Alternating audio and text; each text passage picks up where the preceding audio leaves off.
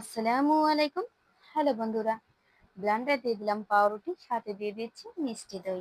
আর এখানে আমি লিকুইড দুধটাই ব্যবহার করছি, পানি অ্যাড করব না। আর দিয়ে দিলাম রোয়াবজা। আর ব্লেন্ডার করলি রেডি হয়ে গেল। কি বলো তো, আমার ভিন্ন স্বাদের ঠান্ডা ঠান্ডা মাঠা।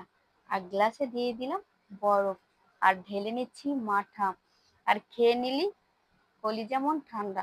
এই দাঁড়াও, রোজা তো রেখেছো, এখন কিন্তু খাওয়া যাবে না, প্রচন্ড গরম। আর ইফতারিতে এই মাঠা তোমার কলিজা মন দোনোটাই ঠান্ডা করে ফেলবে। আর স্বাদের কথা তো তুলনাহীন। আর একবার অবশ্যই বাসায় তৈরি করে খেয়ে দেখো এই মাঠা। আমার তো ইফতারিতে আজ মাঠাই চলবে। আর এই দাঁড়াও, ভিডিওটা ভালো লাগলে একটি লাইক দিয়ে দাও। ভালো থেকো, আল্লাহ হাফেজ।